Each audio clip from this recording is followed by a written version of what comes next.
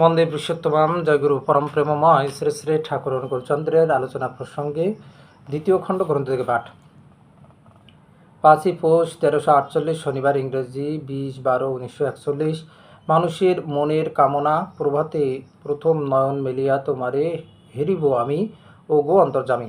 মুক্ত অন্তর্যামী যিনি, যার প্রতি অনুরাগে মানুষের সমগ্র অন্তর নিয়ন্ত্রিত হয়, সুষম ছন্দে ছন্দায়িত হয়ে ওঠে, অন্তরের কলুষ বিদরিত হয়, যার মঙ্গল কর স্পর্শে উষার আলোয় চোখ মেলে কার না দেখতে ইচ্ছে করে তাকে। তিনি কোথায়? তাকে কি দেখা যায়? হ্যাঁ, তাকে দেখা যায়, তার সঙ্গে কথা কওয়া যায়। আমাদেরই একজন হয়ে আমাদের ঘরের দোরে বিরাজ করছেন তিনি। সেখানে তার নিত্য নীলা অজস্র ধারে উচ্চারিত হয়ে চলেছে। এসো দেখবে, এখানে পদ্মা তীরে নিখিল হৃদপদ্ম ফুটে আছে, কি অপূর্ব শোভা বিকিরণ করে। দেখবে কি অগাধ শান্তি, অনাবিল আকর্ষণ। তার ছোঁয়ায়, তার হাওয়ায় তোমরাও হৃদয় শতদল বিকশিত হয়ে উঠবে, পাপড়ির পর পাপড়ি মেলে। ঠাকুরকে ঘিরে আনন্দের মেলা বসেছে এখন।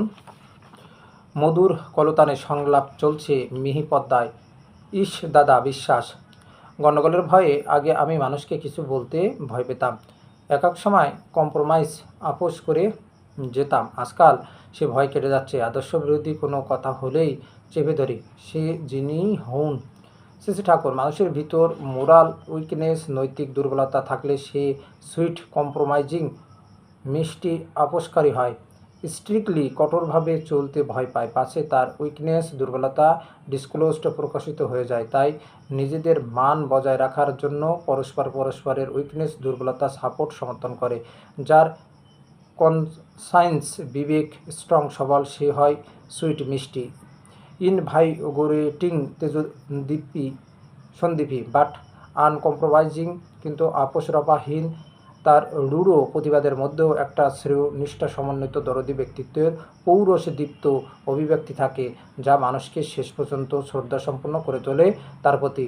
অবশ্য ইনফেরিয়রিটি, হীনমন্যতাওয়ালা একদল থাকবেই, যারা কিছুতেই তাকে বরদাস্ত করতে পারবে না। কিন্তু বরদাস্ত না করতে পারলে কি হয়? ভেতরে ভেতরে তাকে ভয় ও ভক্তি করবেই।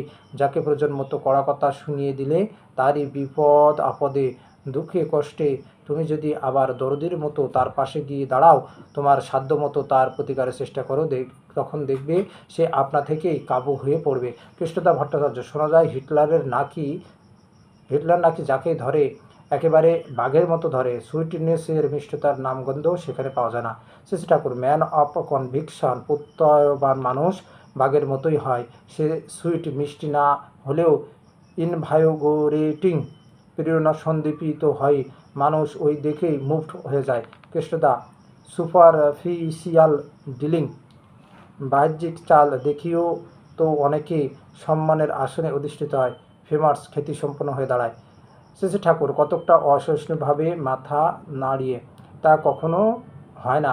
আপনারা একটা কেস দৃষ্টান্ত খুঁজে বের করুন তো, যার প্রিন্সিপালে, আদর্শে ফ্যানাটিক অ্যাটাচমেন্ট, অটুট অনুরাগ বলে কিছু নেই, অথচ সত্যিকার বড় হয়েছে, বহু মানুষের অন্তরে গভীর শ্রদ্ধার আসনে অধিষ্ঠিত হয়েছে।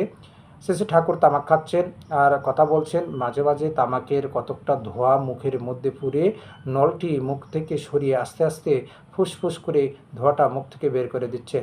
বালকের মতো কৌতুক ভরে নিজেই আবার মুখ নিঃসৃত ধোঁয়াটার পানে চেয়ে দেখছেন। তামাকের গন্ধে ঘর আমোদিত, সেই সঙ্গে মিশে আছে তার শ্রী অঙ্গের সুবাস। পূর্ব দিকের জানালা দিয়ে অরুণের উজ্জ্বল আভা এসে লুটিয়ে পড়েছে তার শুভ্র শয্যায়। সোনার বরণ তনু তার আরও অপরূপ শোভা ধারণ করেছে।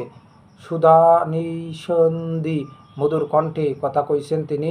মধুময় গন্ধে, বরণে, গানে এক অভিনব মায়ালোক সৃষ্টি হয়েছে মাটির বুকে। একটু পরে বিশ্বম্বর ভাই শীল আসলো শ্রী ঠাকুরের ক্ষৌর কর্মের জন্য। শ্রী ঠাকুর বিশ্বম্বরকে দেখেই বললেন, কিরে, তুই এর মধ্যে চলে আইসিস এত শীতে, কামাবনে কি করে? বিশ্বম্বর, গরম জল দিয়ে কামালে আপনার অসুবিধা হবে না। সেই বুধবারে কামিয়েছি, আজ শনিবার, 3-4 দিন দাড়ি বড় হয়ে গেছে, গরম জল দিয়ে কামড়িয়ে দিলে শীত লাগবে না তেমন, আর কামানো হয়ে গেলেও আরামও পাবেন। শেষে যাব তা বেশ, তবে আয় কি বলেন কেষ্টদা, কাজটা সেরে নেওয়া যাক। কেষ্টদা হ্যাঁ, তা ভালো, আপনি কামিয়ে নেন, আমরা বসি। বিশ্বম্বর শেষে ঠাকুরের আলাদা খুর, সাবান, ব্রাশ, স্টপ, তোয়ালে ইত্যাদি বের করে প্রস্তুত হতে লাগলো। তোয়ালেটা শেষে ঠাকুরের গলায় বেঁধে দিল। এরপর সে জলের জন্য ইতস্তত করতে লাগলো, কারণ জল গরম করতে সে কাউকে বলেনি। শেষে ঠাকুর অবস্থা বুঝে বললেন, যাই করিস তার জন্য প্রস্তুতি চাই, গোছানো ব্যবস্থা চাই। কোনটার পর কোনটা লাগবে সেটা যদি আগে ঠিক না রাখিস তাহলে তোরও অসুবিধা, যার করবি তারও অসুবিধা। যা তাড়াতাড়ি জলের ব্যবস্থা কর। বিশ্বম্বর গরম জলের জন্য ছুটে যাচ্ছে, এমন সময় কালিদাসীমা একটা বাটিতে করে গরম জল নিয়ে এসে হাজির হলেন। শেষে ঠাকুর দেখে খুব খুশি হয়ে একগাল হেসে বললেন, না বলিতে কাজ বুঝিয়া করিবে, সেই সে সেবক নাম, একেই বলে অনুসন্ধিৎসু সেবা। মেয়েদের এই জিনিসটা খুব দরকার। মায়েদের মধ্যে এই অভ্যাস থাকলে ছেলেপুলেরাও ইমবাইব গ্রহণ করে। কালিদাসীর অনেক জিনিস ধরে গেছে, অনুশীলনের উপর যদি থাকে আরও অনেক শিখবে। মানুষ আজকাল মুরব্বী যদি হয় তাহলে আর এগোতে পারে না। ইস দাদা, আমি নগেনদা ও ভূদেবদা টাকার জন্য মিলিত হয়েছিলাম মাতৃবিদ্যালয়, কিন্তু দেখলাম টাকার জন্য জোট বাঁধলে সে মিল টেকে না, পরস্পরের মধ্যে বিরোধ বাঁধেই। শ্রী ঠাকুর সিনসিয়ারিটি, আন্তরিকতা না থাকলে কনসোলিডেশন সংগতি হয় না। একটা গুন্ডার দল বা ডাকাতের দল করতে গেলেও সিনসিয়ারিটি আন্তরিকতা দরকার, দলপতির প্রতি টান দরকার। যেখানে সিনসিয়ারিটি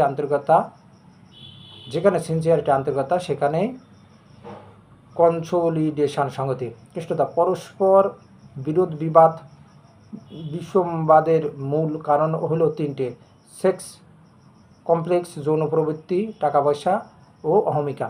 শেষে ঠাকুর সেক্স কমপ্লেক্স, যৌন প্রবৃত্তি হলো মূল, তার থেকেই অর্থলোলুপতা ও অহমিকা।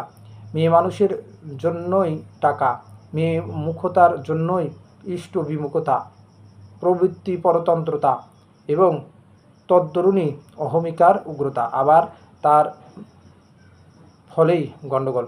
অনেকে বলে বেঁচে থাকার জন্য টাকার প্রয়োজন, তাই টাকা চাই, কিন্তু প্রায় ক্ষেত্রে দেখবেন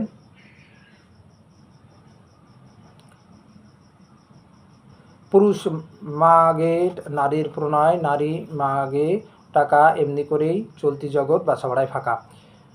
কথাটা খাঁটি। মেয়ে মানুষের কাছে টাকার জন্য হোক খায়, চেষ্টা করে কি যেন তার প্রকারে জোগাড় করতেই হবে, তখন আর কাণ্ডজ্ঞান থাকে না।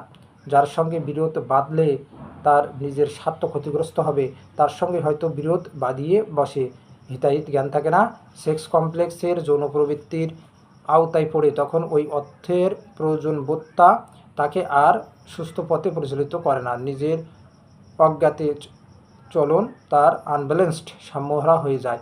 সুস্থ মস্তিষ্কে স্থির চিত্তে বিচার বিবেচনা ও কর্ম করে প্রয়োজন মেটাবার সামর্থ্য অনেকটা নষ্ট হয়ে যায়। আবার অহমিকা যে উগ্রভাবে একজনকে বসে, তার পেছনে অনেক সময় থাকে বিশেষ কোনো মেয়ে ছেলের কাছে হিম্মতদার পুরুষ হিসেবে অধিষ্ঠিত থাকার বুদ্ধি। মেয়ে ছেলেটা হয়তো ওকে তত খাতির করে না, কিন্তু সে দেখাতে চায় তাকে যে সে সমাজের দশজনের কাছে খুব একটা মস্ত মানি মর্যাদা সম্পন্ন মানুষ। পরিবেশের কারো কাছ থেকে এই ব্যাপারে এতটুকু বাধা পেলেই সে অগ্নিশর্মা হয়ে ওঠে, হাম বড়া চালে নিজের প্রাধান্য জাহির করতে উঠে পড়ে লেগে যায়। এইভাবে যে নিজেকে হাস্যাস্পদ করে সেটা বোঝে না, তার লঘু গরু ভেদতে থাকে না। আপনকে পর করতে, উপকারীর উপকার অস্বীকার করতে সে ডাইনি বায়ে চায় না। ফলকতা নিজের বাহাদুরির জন্য, আত্মপ্রাধান্যের জন্য, আত্মপ্রতিষ্ঠার জন্য সে যা খুশি তাই করতে পারে। তাই এদের নিয়ে চলতে খুব সাবধান। উন্ডেড সেক্স কমপ্লেক্স, আহত যৌন প্রবৃত্তি থেকে যে ইগো, অহং ও ইনফেরিয়রিটি, হীনমন্যতা, তা সর্পিল গতিতে মানুষকে জাহান্নামের সদর দরজায় নিয়ে হাজির করে। একরকম আছে ডাকা রোখা অহংকারী, তাদের জন্য আত্মমুগ্ধতার ভাব থাকে। অন্যকে ডাউন খাটো করে বড় হওয়ার প্রবৃত্তি তাদের খুব একটা উগ্র হয়ে থাকে না, কিন্তু নিজেদের জ্ঞান বুদ্ধির উপর খুব একটা বলিষ্ঠ আস্থা থাকে। সেটাকে আঘাত করলে তারা রীতিমতো চটে যায়, সামনাসামনি দুটো কথা শুনিয়ে ছেড়ে দেয়। এরা কিন্তু লোক ভালো, এদের নিয়ে চলতে খুব অসুবিধা নেই, আর এদের মৌঢ নিয়ন্ত্রণ করাও সহজ। তবে যার যে দোষী থাক, চির অনুরাগে পরিশুদ্ধ হয় না এমন দোষ জন্মায়নি পৃথিবীতে। শুনেছি এসটি অগুস্টিন, সাধু অগস্টিন নাকি মস্ত বড় রোগী বদমাশ ছিল। সে কিন্তু এক ফাদার ধর্মযাজকের প্রতি সিনসিয়ার অ্যাটাচমেন্ট, একনিষ্ঠ অনুরাগের দরুন সেফট উদ্ধার হয়ে গেল, মস্ত সেন্ট সাধু হয়ে দাঁড়ালো। শুনেছি ক্রাইস্ট ওয়ার্ল্ডে খ্রিস্টান জগতে তার পজিশন মর্যাদা হলো নেক্সট টু ক্রাইস্ট, যীশু খ্রিস্টের পরে। তাই যে যাই থাক, তার টানের মোড় ইষ্টের দিকে ফিরিয়ে দিতে পারলেই সব ভরসা। খুব তোড়ের সঙ্গে আলোচনা চলছে, এমন সময় হঠাৎ একটি মা এসে বললেন, বাবা, ছেলেটা কেমন বেহুশ হয়ে পড়েছে, কাল রাত্রে খুব জ্বর হয়েছিল। শ্রী ঠাকুর আলোচনা থামিয়ে বেকুলভাবে বললেন, বেহুশ হয়ে পড়লো কেন রে? পেরিকে নিয়ে যা, ভালো করে দেখ। ও পেরি। পেরিদা তখন একটু ঘরে গেছেন, তাকে ঘর থেকে ডাকা হলো। পেরিদা আসতেই শ্রী ঠাকুর গভীর উদ্বেগ নিয়ে চিন্তিতভাবে বললেন, ও পেরি, যা দেখে আয় তো, ওর সওয়াল বেহুশ হয়ে পড়লো কেন? কাল রাত্রে বলে জ্বর হয়েছে। দেখিস তো, মেলিগন্যান্ট ম্যালেরিয়া নাকি, তাড়াতাড়ি ভালো করে দেওয়া চাই। ওর জন্য যা লাগে ব্যবস্থা করবি, নিজে না পারিস তো আমাকে বলবি। উক্ত মায়ের কথা শেষ হতে না হতেই 24 পরগনা থেকে আগত একটি গরিবের ছেলে এসে শ্রী ঠাকুরকে ধরে পড়ল, বাবা, আমার বড় পড়ার ইচ্ছা, আমার বাবা নেই, বিধবা মা আছেন, তিনি পড়াতে পারেন না, আমি আপনার এখানে থেকে তপবনে পড়ব। শ্রী ঠাকুর তাকে সসনে বললেন, এখানে থাকবি তো? এখানে কিন্তু কষ্ট খুব, যদি শুয়ে থাকতে পারিস থাক, ক্ষিতীশদার সঙ্গে দেখা করিস। ছেলেটি শ্রী ঠাকুরের কথায় খুব আশ্বস্ত হয়ে উঠল। বহিরাগত একজন আসলেন মেয়ের বিয়ের সমস্যা নিয়ে। তিনি বললেন, আমি কন্যাদায়গ্রস্ত গরিব ব্রাহ্মণ, আপনার হাতে একটি ভালো ছেলে আছে, আপনি মুখে বলে দিলেই বিনাপনে মেয়েটিকে দিতে পারে। শ্রী ঠাকুর, কোন ছেলে? উক্ত ভদ্রলোক। ছেলেটির বাড়ি ফরিদপুর, তাদের বাড়ির সবাই সৎসঙ্গী, ছেলে নিজেও সৎসঙ্গী। তারা বললেন, ঠাকুর যদি বলেন তবে করব, আমাদের দাবি দেওয়া কিছু নেই, কারণ কন্যাপক্ষকে চাপ দিয়ে প্রমাণ বা যৌতুক আদায় করা ঠাকুর পছন্দ করেন না। শ্রী ঠাকুর, ঘর ভর সব দিক দিয়ে মিল যদি হয়, আর যদি কাজ করতে চায় সে তো ভালোই। বয়স্তা মেয়েদের বিয়ে যত হয়ে যায় ততই তো ভালো। আজকাল তো বামন কায়েতের মেয়ের বিয়ে দেওয়ায় এক দুরূহ সমস্যা দাঁড়িয়েছে।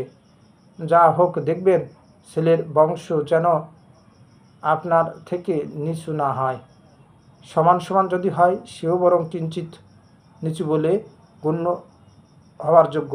আপনার বংশ থেকে কিছুটা উঁচু হয় সেটা দেখবেন। তা একান্ত সম্ভব না হলে সমান সমান হওয়া চাই। আর ছেলেমেয়ের স্বাস্থ্য, বয়স, চরিত্র, প্রকৃতি, শিক্ষা ইত্যাদির সঙ্গতি দিকেও লক্ষ্য রাখতে হয়। উক্ত ভদ্রলোক বংশের দিক দিয়ে ঠিকই আছে, ওরা আমাদের থেকে উঁচু। শ্রী শ্রী ঠাকুর, দেখে শুনে যদি পছন্দ হয় করেন গিয়ে। উক্ত ভদ্রলোক, আপনি একখানা চিঠি লিখে দেন। শ্রী শ্রী ঠাকুর কেষ্টদার কাছ থেকে চিঠি নিয়ে যান যেন। এর মধ্যে পেরিদা এসে বললেন, দেখে তো আসলাম আপনি যা মনে করেছেন সত্যিই তাই, মেলিগন্যান্ট ম্যালেরিয়া কেস রোগী, এখন তো অন্তত 20-25 টাকার ঔষধ লাগবে। শ্রী ঠাকুর, হরিপদ, ও হরিপদ, 25 টাকা দিবি লক্ষ্মী? হরিপদদা, হ্যাঁ। শ্রী ঠাকুর, তাহলে এখনই নিয়ে আয়। হরিপদদা ঘর থেকে টাকা নিয়ে আসতেই শ্রী ঠাকুর বললেন, পেরির হাতে দে। তারপর পেরিদাকে বললেন, দেখাশুনো করার জন্য ভালো লোক মোতায়েন রাখিস, আর তুই নিজে গিয়ে বারবার খবর নিবি। বরফের দরকার হলে কাউকে ঈশ্বর দিয়ে পাঠিয়ে বরফ আনবার ব্যবস্থা করবি। প্রেরিতা: হ্যাঁ। আলোচনার ধারা ব্যাহত হচ্ছে বলে অনেকেই বিরক্ত হচ্ছেন। ফাঁকে ফাঁকে তারা প্রশ্নাদি উত্থাপন করবার জন্য উসখুস করছেন, কিন্তু শ্রী শ্রী ঠাকুর সেদিকে বিশেষভাবে লক্ষ্য না দিয়ে প্রপীড়িত আর্ত ও আর্থার্থীদের যারা এসে পড়েছে তাদের জন্য যথোপযুক্ত ব্যবস্থা করতেই ব্যস্ত। তা না করে তার স্বস্তি নেই। সবাই মনে করছেন এখনকার মতো ঝামেলা কেটে গেল, এইবার আবার আলোচনাদি শুরু হবে। এমন সময় শৈলমা এসে কোনো দিকে লক্ষ্য না করে হঠাৎ কেঁদে পড়িয়ে বললেন, ঠাকুর, নিস্তারিণী আমাকে যা তা বলে অপমান করে, এ কিন্তু আমি সইব না। আপনি এর প্রতিকার যদি করেন ভালো, নয়তো আমি কিন্তু ছাড়ব না। শ্রী শ্রী ঠাকুর হেসে বললেন, আমি কি করব রে? তোকে নিস্তারিণী অপমান করে আমি তার করব কি? তোকে খুব ভালোবাসে কিনা তাই তার অধিকার দেখায় তোর উপর, তা তুই চটিস কেন? আর চটিসই যদি তাকে বলিস না কেন পাশে প্রীত চটে যায়, তাই তাকে বলতে সাহস পাও না। যত ঝাল আমার উপর ঝাড়ো, তাই না? শৈলেমা: ছাই ভালোবাসি আমি ওকে, ওই ইল্লতের সঙ্গে আবার প্রীত? শ্রী শ্রী ঠাকুর মধুর কণ্ঠে: ওকে ছাড়াও তো তোমার চলে না। শৈলেমা গর্ব ভরে: ওই তো আমার পদে পদে ঘরে, আমি ওকে থোড়াই কেয়ার করি। সকলের হাস্য। এরপর ইয়াদ আলী গ্রামস্থ মুসলমান এসে জানালো তার একখানা ঘর তোলা দরকার, সাহায্যের প্রয়োজন। শ্রী শ্রী ঠাকুর তখন ভবানীদাকে কেশিয়ার সৎসঙ্গ ফিলান্থ্রপি অফিস ডাকিয়ে তাকে প্রয়োজন মতো সাহায্য করতে বললেন। নিরন্তর চলেছে তার এই দান সেবা, সম্পোষণা, অন্ন, বস্ত্র, বাসস্থান, ঔষধ, পথ্য, অর্থ, শিক্ষা, সদুপদেশ ইত্যাদি সর্বপ্রকার বাস্তব সাহায্য দানে তিনি জাতিধর্ম নির্বিশেষে প্রত্যেকটি প্রয়োজন পীড়িত নরনারীকে অক্লান্তভাবে পুষ্ট ও সমৃদ্ধ করে চলেছেন। অজস্র অবিরাম তার এই অবদান। নিজের শরীরে মানুষের কোনো ক্ষতি হলে মানুষ যেমন তা সারাবার জন্য উঠে পড়ে লাগে, প্রত্যেকটি ব্যক্তির যে কোনো প্রকার দুঃখ ব্যথা দেখে তার নিরসনের হ্যালো ওয়ালাইকুম আসসালাম। হ্যাঁ হ্যাঁ। ও, ভালো আছেন ভাই? বলেন। High high.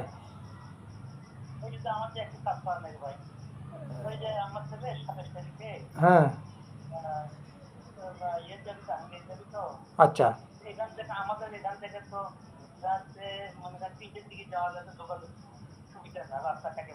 আচ্ছা আচ্ছা।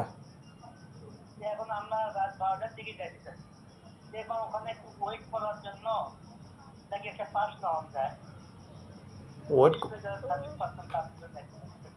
না, আমি তো এগুলো অ্যাপসেকের যারা আছে না, ওদের সাথে বললে ও আপনার পরিচয় দিলে ওরা হেল্প করে দেবে। আমরা এগুলো বুঝি না। অ্যাপসেকের পার্টি ওই লাল ব্যান্ড পরা থাকে, হ্যাঁ। আর অ্যাপসেকের ওদের সাথে বললে ওরা আপনাদের হেল্প করে। আর পরিচয় দেবেন, আপনি এয়ারফোর্সের পরিচয় দিলে আপনাদের এয়ারফোর্সের লোক সবাই হেল্প করবে, বুঝছেন? হ্যাঁ আমি বুঝছি। তো ও পাস টাস ওইগুলো যদি চান, হ্যাঁ, ওইগুলা ওই আমরা তো কি আর ফের আমরা তো এত বুঝি না। ওই অ্যাপসেকের ওরাই এগুলা ডিল করে, ওরাই হেল্প করবে আপনারে। হুম। আমি আমি তো ভাই এটা জানি না, হ্যাঁ। আমরা তো বোঝেনি আমরা। না, আমি আপনার যদি নাম্বার লাগে কারোর, আমি কি ওই অ্যাপসেকের আমার অ্যান্টিভ্যালু যারা আছে তাদের নাম্বার টাম্বার দিতে পারি, তাদের কাছ থেকে জেনে নেবেন। না না না, কিউআরএফের ওরাই বলতে পারবে, আমরা তো পারবো না। অথরিটি তো ওরাই, বুঝছেন? ওরাই অথরিটি, ওরাই হলো অথরিটি, এয়ারপোর্টের অথরিটি ওরা, আমরা না। হ্যাঁ হ্যাঁ, নাম্বার আমি ওই ওদের অ্যাপসেকের নাম্বার আমি আপনার এই নাম্বার হোয়াটসঅ্যাপ আছে?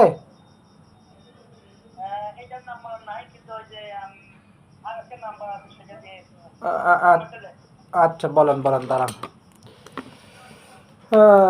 বলেন।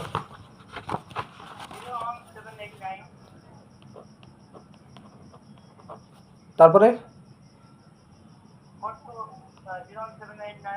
হ্যাঁ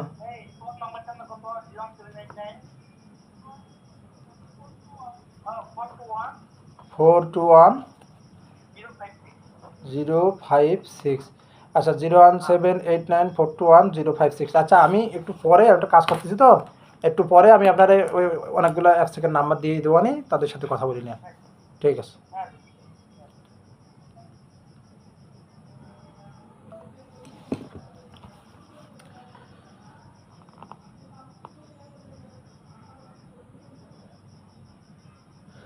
নিজের শরীরে মানুষের কোনো ক্ষতি হলে মানুষ যেমন তা সারাবার জন্য উঠে পড়ে লাগে, প্রত্যেকটি ব্যক্তির যে কোনো প্রকার দুঃখ ব্যথা দেখে তার নিরসনের জন্য তিনিও মরিয়া হয়ে ওঠেন। তার প্রধান কাজ হলো ধর্মদান, যার ভিতর দিয়ে মানুষ ঈশ্বরমুখী হয়ে ওঠে, ইষ্টপ্রাণ সেবামুখর হয়ে ওঠে, যোগ্য হয়ে ওঠে জীবনে। তার সক্রিয় ঈশ্বরনিষ্ঠ লোককল্যাণব্রতী জীবনী আজ সৎসঙ্গ আন্দোলনে রূপায়িত। তার জীবনধারায় লক্ষ লক্ষ নরনারীর জীবনকে স্পর্শ করে, প্রভাবিত করে ইষ্ট, অহং ও পরিবেশের সমন্বয়ে এক নতুন সংগতিমুখর প্রেম প্রতুল জগৎ রচনার কাজে অমোঘভাবে এগিয়ে চলেছে। সে জগতে সকলের তরে সকলে আমরা, প্রত্যেকে আমরা পরের তরে। এই নতুন জগতের ধারক বাহক রক্ষক ও প্রমূর্তি বিগ্রহ তিনি স্বয়ং। তাই দেখতে পাই সব থেকেও নিজের জন্য তার কিছুই নয়। তার জ্ঞান, গুণ, শক্তি, সামর্থ্য, সময় যা কিছু সবই ঈশ্বরের জন্য, মানুষের জন্য। নিজের বলতে তার কিছুই নেই। যে মুহূর্তে পূর্ণ তুমি, সে মুহূর্তে কিছু তব নাই। তুমি তাই পবিত্র সদাই। মানুষের অন্তরের শত উচ্চারিত বাস্তব অবদান তার অর্ঘান্বিত হয়ে ধন্য হয়ে আসে, কিন্তু তার এক কপোর্দকও তিনি স্পর্শ করেন না। সবই ব্যয়িত হয় প্রয়োজন পীড়িত মানুষের জন্য। বিশ্বম্বর তিনি বিশ্বকে ভরণ করার আকুতি তাকে কিছুতেই ছাড়ে না। তাই শতই যা আসে তাও ফিলান্থ্রপির মাধ্যমে লোককল্যাণে ব্যয়িত হয়। তাছাড়া নিত্য ভিক্ষা করেও কি তিনি কম লোকের অভাব মেটান? তবে যখন যার জন্য বা যে জন্য যাকে দিয়ে যা গ্রহণ করেন, কারো মাধ্যমে তাকে তা দিয়ে দেন। নিজ হাতে পয়সা শোন কমই, এত ভিক্ষা করেন তিনি, কিন্তু নিজের জন্য চান না তিনি কিছুই।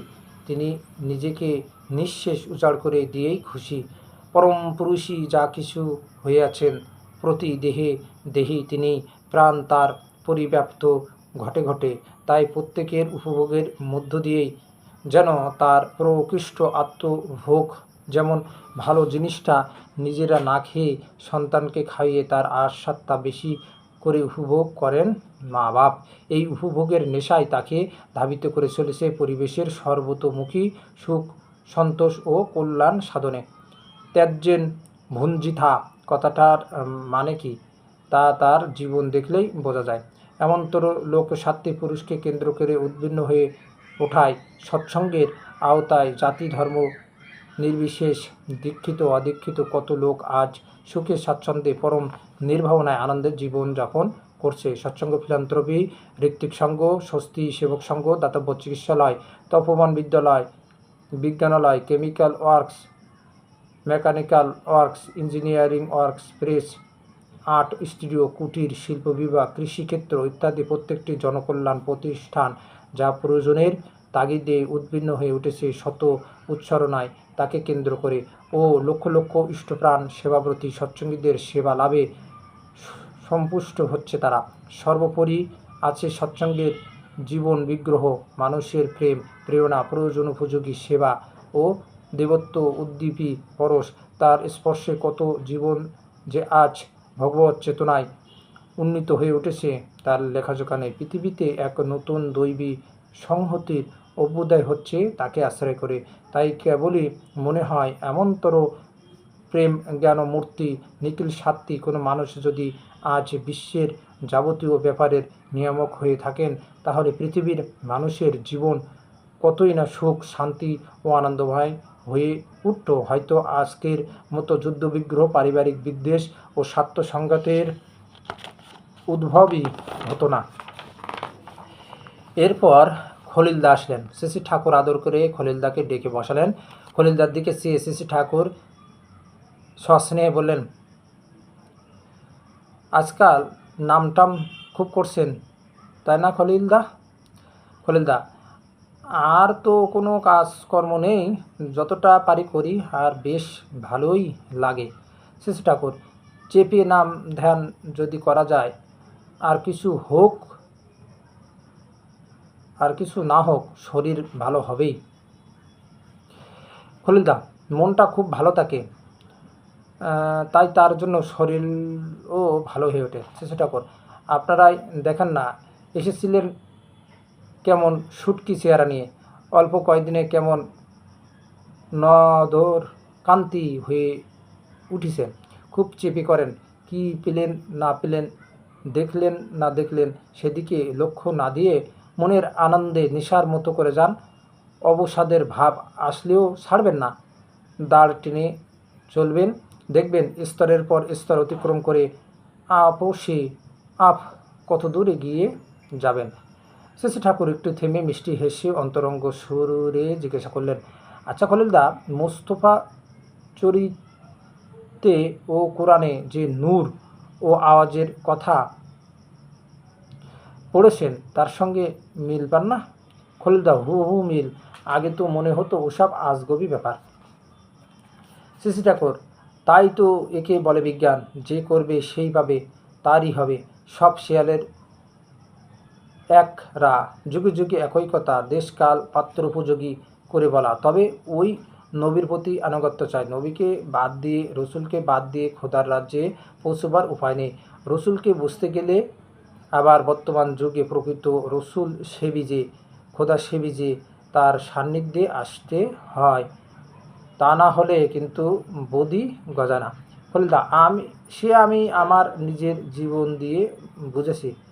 শ্রী ঠাকুর মশগুল হয়ে অনর্গল বলে চলেছেন, আয়াত আখি যুগলে স্নেহ করুণার পীযুষধারা, মুখমণ্ডলে আনন্দের দীপ্তি, অধর পল্লবে লাবণ্যমণ্ডিত হাসির বিজুলি রেখা, কণ্ঠস্বরে ললিত গাম্ভীর্য, প্রতিটি অঙ্গভঙ্গিতে তার মোহন মাধুর্য, ক্ষণে ক্ষণে অভিব্যক্তিতে তার লীলায়িত চরিত্র, মন ভোলানো, ক্ষণ ভোলানো, ভুবন ভোলানো অপরূপ চরিত্র ঐশ্বর্য নিয়ে রাজ অধিরাজ বসে আছেন সম্মুখে। কার সাধ্য আছে তার দিক থেকে চোখ ফিরায়?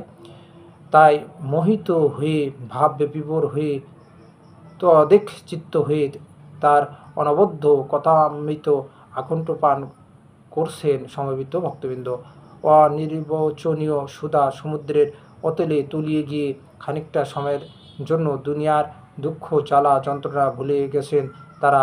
পূর্ণ সংকল্পের উগ্র আবেগে টলমল করে কাঁপছে তাদের সারাটি সত্তা। অবিনাশ দা ভট্টাচার্য জিজ্ঞাসা করলেন, মূল সংকল্প আমরা যেমনভাবে গ্রহণ করি, ভবিষ্যৎ কাজ কি তারই উপর নির্ভর করে? শ্রী ঠাকুর, সংকল্প মানেই শুধু মানসিক চিন্তা নয়, ওর অর্থ চিন্তা ও কর্মের ভিতর দিয়ে যোগ্যতায় চলা। সংকল্প মানে নতুন সৃষ্টির আবেগময় কর্মমুখর পরিকল্পনা। কি করতে হবে, কেমন করে করতে হবে, তার একটা চিত্র মাথায় এঁকে নিয়ে তার উদযাপনে যখন আমরা বিধিবদ্ধ প্রণালীতে চলি, তাকে বলা যায় সংকল্পের পথে চলা। সংকল্প যখন আমাদের পাকা হয়, তখন কোনো রকম প্রতিকূলতা আর আমাদিগকে তা থেকে প্রতিনিধিত্ব করতে কমই পারে। আমরা তখন নাছোড়বান্দা হয়েই লাগে। অবশ্য যা তা সংকল্প করলে হবে না। সংকল্প হওয়া চাই শুভ, সন্দীপী, ইষ্টার্থ পোষণী। এমনতর সংকল্প নিয়ে যখন চলি, তখন আমাদের চরিত্র ও বুদ্ধিবৃত্তি উৎকর্ষ লাভ করে। কারণ তখন বাধা বিঘ্নকে জয় করে, অতিক্রম করে, নিয়ন্ত্রিত করে কাজ হাসিল করা আমাদের কাছে একটা স্ফূর্তির ব্যাপার হয়ে দাঁড়ায়। প্রফুল্ল, দুর্বলতা কি রক্ত বীজের ঝাড়ের মতো, কিছুতেই যে যেতে চায় না, এক এক স্তরে এক একভাবে আবির্ভূত হয়। শ্রী ঠাকুর দুর্বলতা যেমন রক্তবীজের ঝাড়, পারগতাও তেমনি রক্তবীজের ঝাড়। একটা মরণের প্রপার্টি সম্পদ আর একটা তরণের প্রপার্টি সম্পদ। যেটাকে নেচার পোষণ দাও সেইটাই বাড়বে। পারগতার পথ খোলাই আছে, চললেই হয়, করলেই হয়। এক পা এগুলে 10 পা এগুবার পথ পরিষ্কার হয়, কিন্তু পূর্বের অকামগুলি বাধা সৃষ্টি করবেই, তাতে ঘাবড়াতে নেই। যা করণীয় ফিঙ্গে হয়ে লেগে যদি করতে থাকো চলার পথে ভুলগুলিকে শুধরে শুধরে, তবে কিছুদিন পরে দেখতে পাবে ওই চলনই তোমার অভ্যাসগত হয়ে উঠেছে। তখন আর অত কষ্ট হবে না। হাতি ঘোড়া কিছু না, করলেই হয়। জীবনের ধর্ম বাঁচাবাড়া। ভগবান আমাদের সব সম্পদ দিয়েছেন যাতে আমরা বাঁচতে পারি, বাড়তে পারি। যত অকামি করে থাকি, যত দুর্বলতায় আমাদের ঘিরে ধরুক, সবলতায় আমাদের সহজাত সম্পদ। যে কোনো অবস্থায় ইচ্ছে করলে লহময় আমরা চলনার মোড় ফিরিয়ে ঝেড়ে দাঁড়াতে পারি। সর্বশক্তিমান ঈশ্বর সর্বদাই তার শক্তি নিয়ে আমাদিগকে বাঁচার পথে চলতে সাহায্য করতে প্রস্তুত। কোনো ভাবনা নেই, লেগে যাও, সব ঠিক আছে। আমাদের সেল কোষগুলির লিডেন যার সীসার পাত্রর মতো এনার্জি, শক্তি স্টোরড আপ সঞ্চিত থাকে। যত করবে তত পারবে। প্রত্যেকটা করা তার ইফেক্ট, ফল রেখে যাবে। শুনেছি ঠাকুর রামকৃষ্ণদেব বলেছেন, 12 বৎসর ব্রহ্মচর্য পালন করলে মেধানাড়ি গজায়। ব্রহ্মচর্য মানে বৃদ্ধির পথে চলা, ইষ্টের পথে চলা। ইষ্টের পথে চলতে চলতে মানুষের বিভুল চলন, বিভ্রান্ত চলন, বিস্মৃতি চলন খতম হয়ে যায়। ইষ্ট স্বার্থ প্রতিষ্ঠার বুদ্ধি তার এমনই মজ্জাগত হয়ে ওঠে যে কিছুতেই তা থেকে বিচ্যুত হয় না। ও সম্বন্ধে খেয়াল হারা হয় না সে কখনো। ওই স্মৃতি চেতনা তার টনটনে থাকে। ভুলেও সে অন্য চলনে চলে না, বেচালে পা পড়ে না তার কখনো। তার অবগুণ যদি থাকে তাকেও ইষ্ট স্বার্থ প্রতিষ্ঠার কাজে লাগায় তখন। তাই বলেছেন মেধা নাড়ি গজায়, অর্থাৎ ওই স্মৃতি, ওই ধৃতি স্বভাবগত হয়ে সর্বক্ষণ তাতে জাগ্রত ও সক্রিয় থাকে। একটু থেমে ইন্দুদার বসুর দিকে স্নেহ দৃষ্টিতে চেয়ে মনোহর ভঙ্গিতে বললেন, স্বপ্রতিনিধি, তোমরা সবাই যদি তপস্যাপুত পরিশ্রমের উপর থাকো ও ছাত্রদের অমন্তর পরিশ্রমের উপর রাখো, তবে আশ্রয় ও তপোবন নামক নাম সার্থক হয়। তখন বলতে পারবে মানুষ হতেছি পাষাণের কোলে, যোগ্য হতেছি কাজে। একটু ঘুরে বসে উল্লাসব্যঞ্জক দীপ্ত কণ্ঠে বললেন, কিছু ভাবনা নেই, আবার সব টেনে তুলবনে চচ্চড় করে। সবার মুখে তখন আনন্দের হাসি ফুটে উঠেছে। এরপর শ্রী ঠাকুর তামাক খেতে খেতে সস্নেহে টালুস টুলুস করে ওর মুখের দিকে চেয়ে চেয়ে দেখছেন। চোখে মুখে তার চতুর চপল মন মাতানো ইশারা ও ইঙ্গিত। সবার মন খুশিতে ভরা। একটা খুশির তরঙ্গ ঢেউ খেলে যাচ্ছে তাসুর মধ্যে। শ্রী ঠাকুর হঠাৎ জিজ্ঞাসা করলেন, কটা বাজে রে? একজন বললেন, 7টা। শ্রী ঠাকুর খানিকটা চিন্তিতভাবে বললেন, ভোলানাথদার আজ আসার কথা ছিল আমনুরা প্যাসেঞ্জারে, এখনও তো আসলো না। শরৎদা হালদার বললেন, এখনও আসবার সময় যায়নি। কোনো দিন ট্রেন লেট থাকে, আবার বাসেও অনেক সময় দেরি হয়। শ্রী ঠাকুর, কী জানি, কারো আসবার কথা থাকলে সময় মতো না আসলে আমার বড় দুশ্চিন্তা হয়। ঘরপড়া গরু সিঁদুরে মেঘ দেখলে ডরায়। কথাবার্তা হচ্ছে এমন সময় ভোলানাথদা সরকার এসে হাজির হলেন। ভোলানাথদাকে দূর থেকে দেখে শ্রী ঠাকুর উচ্চস্বরে চিৎকার করে সউল্লাসে বলে উঠলেন, আইসেন ভোলানাথদা। ওরে আমার মানিক রে, আমি তো ভেবে ভেবে সারা, কেবল ভাবছি এত দেরি হচ্ছে কেন। ভোলানাথদা তাড়াতাড়ি এগিয়ে এসে জুতো খুলে প্রণাম করে হাসি মুখে বললেন, আজ গাড়ি একটু লেট ছিল। শ্রী ঠাকুর স্বস্তির নিঃশ্বাস ফেলে, যাক, এসে তো গেছেন। কেষ্টদা ভট্টাচার্য, চলতে চলতে মানুষের এনার্জি ঢলঢলে হয়ে যায় কেন? শ্রী ঠাকুর, যে যত বিকেন্দ্রিক অর্থাৎ আইডেলকে, আদর্শকে ধরন ধরা যার যত কম, জীবন তার তত কম। কারণ মানুষকে হয় আদর্শের পথে চলতে হয়, না হয় প্রবৃত্তির পথে চলতে হবে। এছাড়া কোনো তৃতীয় পন্থা নেই। প্রবৃত্তির পথে মানুষ যত চলে তার এনার্জি শক্তি তত ডিসিপেটেড, অপব্যয়িত হয়। তাই লাভজনক যা, জীবনীয় যা, তেমনতর ব্যাপারে সে শতই শ্লোথ হয়ে ওঠে। প্রবৃত্তি তার সত্তায় রস খেয়ে শুষে নিয়ে যায়। তাই সত্তা সমবর্ধনী প্রচেষ্টায় তার ঘাটতি এসে পড়ে। ধরো তোমার শরীরে যদি রক্তক্ষয়ী কতকগুলি রোগ জীবাণু এসে বাসা বাঁধে, তখন তারা তোমার রক্ত খেয়ে নিয়ে পুষ্ট হতে থাকবে। এর ফলে তোমার শরীর পোষণোপযোগী রক্তে কমতি পড়বে। এ হতে বাধ্য। আইডিয়াল সেন্ট্রিক আর্টস ইষ্টকেন্দ্রিক আকতি হলো মানুষের সমস্ত শক্তির উৎস। ওই আর্টস আকতি না থাকলে এনার্জি শক্তি থাকে না।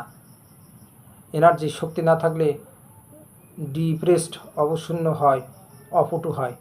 কথাবার্তা হচ্ছে এমন সময় আলিমুদ্দি গ্রামস্থ জনক মুসলমান আশ্রমের উপর দিয়ে রস নিয়ে যাচ্ছে। শ্রী ঠাকুর তাকে দেখে বললেন, দাঁড়া, তোর ভাড়ে কি? আলিমুদ্দি, রস। শ্রী ঠাকুর, ভালো আছে তো? আলিমুদ্দি, যে ভালো আছে। প্রথম কাঠের রস, মধুর মতো মিঠে, আর দেখতেও খুব পরিষ্কার। এই দেখেন। এই বলে ভাড় নিয়ে সামনে এগিয়ে আসলো। শ্রী ঠাকুর, মাল তো মনে হয় তোফা মাল। ও রূপ, খাবে নাকি? শৈলেমা, এত সকালে খাবো? মুখটুক যে ধুনি, কাপড় ছাড়িনি, ইষ্টিবিধি করিনি। শ্রী ঠাকুর, ওরে পাগল, খাবি তো তাড়াতাড়ি সারে আয়। চোখ মুখ ঘুরিয়ে এমন বাহারের মাল আর পাবি না। শৈলেমা, দেরি হবে যে, আজ থাক। শ্রী ঠাকুর, তাহলে আলিমুদ্দি তুই যা, ও তো খাবে না। আলিমুদ্দি প্রস্থানোদ্যত। শৈলেমা, আমি বলছিলাম একটু দেরি হবে, অত সময় কি ও দাঁড়াবে? শ্রী ঠাকুর, তাই বল, তোর খাবারের ইচ্ছে আছে, অমন ঢং করিস কেন? যা, খাবি তো তাড়াতাড়ি আয়। শৈলেমা চকিতে ঊর্ধ্বশ্বাসে দৌড় মারলেন। সকলে হাসতে লাগলেন। শ্রী ঠাকুরও সেই সঙ্গে হাসছেন। একটু বাদেই শৈলেমা এসে হাজির হলেন একটা ঘটি নিয়ে। আলিমুদ্দি রস সেকে এক ঘটি ভরে দিল। শৈলেমা ঢকঢক করে খেয়ে ফেললেন। শ্রী ঠাকুর ও উপস্থিত সকলে তৃপ্তি ভরে দেখতে লাগলেন। ও আলিমুদ্দি, আর এক ঘটি লাগাও, হেসে বললেন শ্রী ঠাকুর। আলিমুদ্দি আর এক ঘটি দিল। শৈলেমা সে ঘটিও ধীরে ধীরে নিঃশেষ করে ফেললেন। খেয়ে দিয়ে চোখ দুটো বিস্ফারিত করে শ্রী ঠাকুরের দিকে চেয়ে রইলেন। শ্রী ঠাকুর বললেন, চলুক? শৈলেমা বেকুল কণ্ঠে বললেন, আর না ঠাকুর, আর পারবো না। শ্রী ঠাকুর, মিষ্টি কেমন? শৈলেমা, খুব। শ্রী ঠাকুর, এমন জিনিস রোজ পাবি না, প্রাণটা ভরে খেয়ে নে। শৈলেমা, না, আর পারবো না। শ্রী ঠাকুর, এ তো জলের মতো, প্রস্রাব হয়ে বেরিয়ে যাবে। আর এক ঘটি রেখে দে, এখন না হয় পরে খাবি। শৈলেমা, তা রাখা যায়। আলিমুদ্দি আর এক ঘটি দিয়ে বিদায় নিল। শ্রী ঠাকুর ইঙ্গিত করতেই একটি দাদা আলিমুদ্দিকে রসের দামটা দিয়ে দিলেন। নগেনদা বসু, আমার কি হলো? আমি তো অধপাতে চললাম। শ্রী ঠাকুর, গেলে ঠেকাবে কে? না গেলেই হয়। সঙ্গত সঞ্জয়তে কামাত ক্রোধ ভি জায়তে, ক্রোধাৎ ভবতি সম্মোহত স্মৃতিভ্রংশৎ বুদ্ধিনাশাৎ প্রণশ্যতি। সঙ্গ থেকে কামনা আসে, কামনা থেকে আসে ক্রোধ, ক্রোধের থেকে আসে সমোহ থেকে আসে স্মৃতিবিভ্রম থেকে বুদ্ধিনাশ হয়, আর বুদ্ধিনাশ থেকে মানুষ নষ্ট হয়। এই একদিকে যেমন আছে, আবার আছে সঙ্গত সঞ্জয়তে শ্রদ্ধায়া দৃষ্টিশুদ্ধ বিশ্বাস বিস্ময়ত নির্বিচারাৎ ভবেত প্রেমনস্যত সমর্পণম। সঙ্গ থেকে আসে শ্রদ্ধা থেকে আসে দৃষ্টিশুদ্ধতা থেকে আসে বিশ্বাস থেকে আসে নির্বিচরতা নির্বিচারতা থেকে প্রেমের উদয় হয়, প্রেমের পরিণতি আত্মসমর্পণে। আপনি টাকার জন্য কাম করেন, তাই টাকা হয় না, কিন্তু মানুষের যদি ইন্টারেস্ট স্বার্থ হয়ে উঠতে পারতেন তাতে সব হতো। তাই বলে টাকার লোভে যদি তা করতে যান তবে হবে না। মনে পড়ে সেই কাঠুরিয়ার গল্প। কাটতে কাটতে তার কুড়োল পড়ে গেল জলে। সে তখন জল দেবতার কাছে প্রার্থনা করতে লাগলো, ঠাকুর, আমি গরিব মানুষ, কাঠ কেটে খাই, কুড়োলটা গেলে আমি না খেয়ে মরবো, আর একটা কুড়োল কেনবার সাধ্য আমার নেই। দয়াল ঠাকুর, তুমি দয়া করে আমার কুড়োলটা ফিরিয়ে দাও। তুমি ইচ্ছে করলে সব পারো, আমায় তুমি দয়া করো। জল দেবতা তখন এক সোনার কুড়োল হাতে নিয়ে জল থেকে উঠে এসে বললেন, তুমি দুঃখ করো না, এই নাও তোমার কুড়াল। কাঠুরিয়া তখন কেঁদে বলে, প্রভু, এ কুড়োল দিয়ে আমি করবো কি? এতে তো কাঠ ফাড়া চলবে না, আর এ তো আমার কুড়োল নয়, আমি নিই কি করে? এরপর জল দেবতা বললেন, আচ্ছা তাহলে তোমার কুড়োল নিয়ে আসছি। জলে ডুব দিয়ে এইবার তিনি এক রূপোর কুড়োল নিয়ে এসে হাজির হলেন। কাঠুরিয়া বিনীত হয়ে বলল, ঠাকুর, এই কুড়োলও তো আমার নয়, আপনাকে কি বা বলি? আপনি যখন সদয় হয়েছেন আমার প্রতি, আমার কুড়োলখানা দিন। এইবার জল দেবতা কাঠুরিয়ার নিজস্ব কুড়োল নিয়ে এসে জিজ্ঞাসা করলেন, এই কুড়োল তোমার? কাঠুরিয়া মহা খুশি হয়ে বলল, হ্যাঁ, এই কুড়োলই আমার। তখন জল দেবতা তার প্রতি সন্তুষ্ট হয়ে তিনখানি কুড়োলই তাকে দিয়ে গেলেন। তাই শুনে আর একজন ফন্দি করে জলে কুড়োল ছুঁড়ে ফেললো। কুড়োল ফেলে দিয়ে জল দেবতাকে ডাকতে লাগলো। জল দেবতা একটা সোনার কুড়োল এনে জিজ্ঞাসা করলেন, এ কুড়োল তোমার? সে অমনি বলল, হ্যাঁ, এইটাই আমার। তখন দেবতা অন্তর্হিত হলেন। তার নিজের কুড়োলটা পর্যন্ত সে পেল না। তাই লোভের পথে চলা, অসাধুতার পথে চলা মানেই আত্মপ্রবঞ্চনা করা। বেহেট যারা, তারাই অমন করে থাকে। যাদের এতটুকু মাথা আছে তারা পরার্থকে স্বার্থ করে নেয়, সততার পথে চলে, করে পেতে চায় তারা।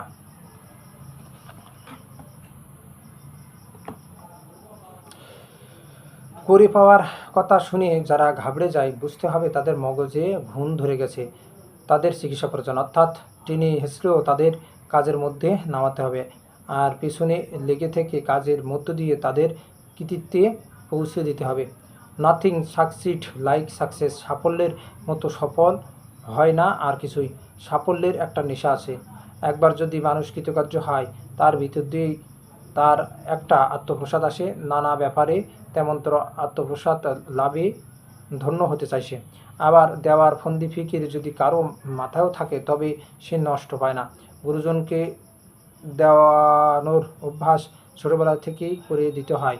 মা শেখাবে বাপকে দিতে, বাপ শেখাবে মাকে দিতে। আলুটা, পটলটা, ফুলটা, ফলটা, পাতাটা, নুড়িটা, কুলটা, কিংবা যাই হোক।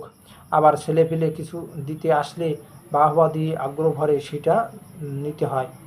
মাকে যখন দিতে আসবে, মা উস্কে দেবে বাবাকে দেওয়ার জন্য।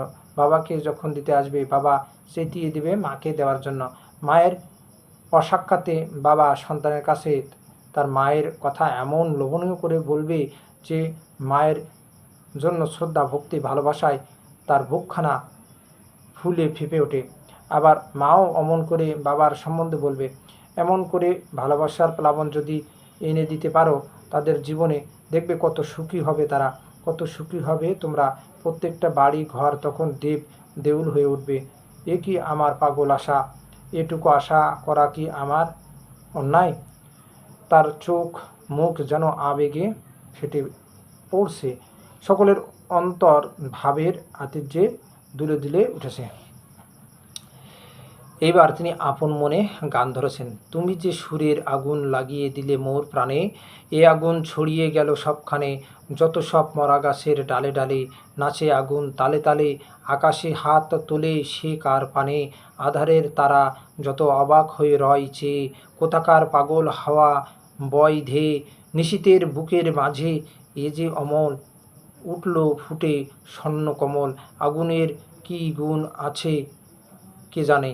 গানের পর শিক্ষা সম্বন্ধে আবার কথা উঠল। শেষে ঠাকুর সহজভাবে বললেন, 5 বছরের মধ্যে অভ্যাস, ব্যবহার, ঝোঁকঝুক করে ছেলেদের সাশ্রয়ী, সুন্দর, অর্জনপটু করে তুলতে হয়। স্বামীর যদি স্ত্রীর প্রতি স্নেহ মমতাপূর্ণ ভাব থাকে, তাতে তার সেক্সুয়াল লাইফ, যৌন জীবন অনেকখানি অ্যাডজাস্টেড, সুনিয়ন্ত্রিত হতে থাকে। অ্যাবনর্মাল সেক্সুয়াল আর্টস, অস্বাভাবিক যৌনসাম্বেগ থাকে না। অন্য মেয়েদের প্রতিও তার নর্মাল অ্যাটিটিউড, সহজভাব আসে। এতে দাম্পত্য জীবন মধুর হয়ে ওঠে। অবশ্য মারও তো ছেলের বাপের প্রতি, অর্থাৎ তার স্বামীর প্রতি ভক্তি থাকা চাই। পিতামাতার দাম্পত্য জীবন যেখানে যত সুন্দর, সন্তানও সেখানে তত সব দিক দিয়ে ভালো হয়ে ওঠে। অবশ্য বিয়েটা ঠিকমতো হওয়া চাই। আর উইথ এভরি এমফেসিস, সমস্ত জোর দিয়ে, উইথ এভরি আজ, সমস্ত আকুতি দিয়ে, উইথ এভরি অ্যাটিটিউড, সমস্ত ভাব দিয়ে, উইথ এভরি এক্সপ্রেশন, সমস্ত অভিব্যক্তি দিয়ে, বাঞ্ছিত প্রাণতা ইফুলগি প্রজ্বলন করে দেওয়াই এডুকেশন এর শিক্ষার মূল। আইডিয়াল সেন্ট্রিকার্স, ইষ্টকেন্দ্রিক আকুতি আসলে সবার ক্যারেক্টার, চরিত্র ফুটে উঠবে। একটা ছেলেও ইনফেরিয়র, নিকৃষ্ট থাকবে না, মিসমার কাণ্ড হয়ে যাবে। একটু আগে আদিত্য ও মঞ্চাই, গোপালদার ছেলে, এসে দাঁড়িয়েছে। মঞ্চাই ফুটফুটে ছোট্ট ছেলেটি গালে হাত দিয়ে দাঁড়িয়ে আছে প্রবীণ লোকের মতো। শেষে ঠাকুর আদরের সুরে পরপর 3 বার বললেন, মঞ্চু রাজার গালে হাত, মঞ্চু রাজার গালে হাত, মঞ্চু রাজার গালে হাত। মঞ্চাই হাসতে লাগলো। শেষে ঠাকুর আদিত্য মঞ্চের মধ্যে গোপালের ভাবটা টের পাওয়া যায়। এখনই যেন ঝুন দেয়। বড় খোকা, মণি, কাজল, এদের প্রত্যেকের মধ্যেই লক্ষ্য করলেই আমাকে দেখতে পাবেন। এদের প্রত্যেকেরই দেখতে পাবেন সবার উপর খুব দরদ। কাজল যে অতটুকু ছেলে, ওর সামনে সেদিন কামলারা বাঁশ কাটছে, ও তাই দেখে অস্থির। তাদের বারণ করে, বলে ব্যথা লাগছে, কেটো না। আবার ওর মাকে বলে, মা বাঁশটা মিনু দাও, ওর গা কেটে দিচ্ছে। কৃষ্ণদা ওদের রকমই আলাদা। বড় খোকার গোপন দানের লেখাজোখা নেই, নিজে না খেয়ে মানুষকে খাওয়ায়, এত কষ্ট করে থাকে ছেলেপিলে নিয়ে, সেদিকে ভ্রুক্ষেপ নেই। প্রার্থী এসে ওর সামনে দাঁড়ালেই হলো। এরপর কেষ্টদা জিজ্ঞাসা করলেন, গুরুকে মানুষ ভাবা নিষেধ কেন? শেষ ঠাকুর ওতে আজ আকতি কমে যায়, তাই বলে অমানুষ ভাবতেও বলেনি। ওই অজুহাতে তার দুঃখ ব্যথায় আমরা যদি বিচলিত না হই এবং তার নিরাকরণের চেষ্টা যদি না করি, যেমনটা আমরা প্রিয়জনের বেলায় করে থাকি, তাহলে কিন্তু সেটা হবে ভণ্ডামি। তাই মন গড়া ধারণা আরোপ না করে ভালোবাসলে যেমন করে তেমন করাই ভালো। এর সঙ্গে সঙ্গে সাধন ভজনও নিয়মিত করা চায়। এর মধ্য দিয়ে তত্ত্ব তো তিনি কি ধীরে ধীরে ফুটে উঠবে। আমাদের দেশে গুরুজন অনেকে বলে ঠাকুর, তার মানে তিনি ঠক্কর লাগান। আবার টান থাকলে ঠক্করের ফলে আমাদের কমপ্লেক্স প্রবৃত্তিগুলি প্রফিটেবলি, লাভজনকভাবে অ্যাডজাস্টেড, সুনিয়ন্ত্রিত হয়ে ওঠে। উইথ এভরি মিনিং, সমস্ত অর্থ নেই। কথায় কথায় কেষ্টদা কালচারাল কনকুইস্ট, দৃষ্টিগত বিজয় সম্বন্ধে কথা তুললেন।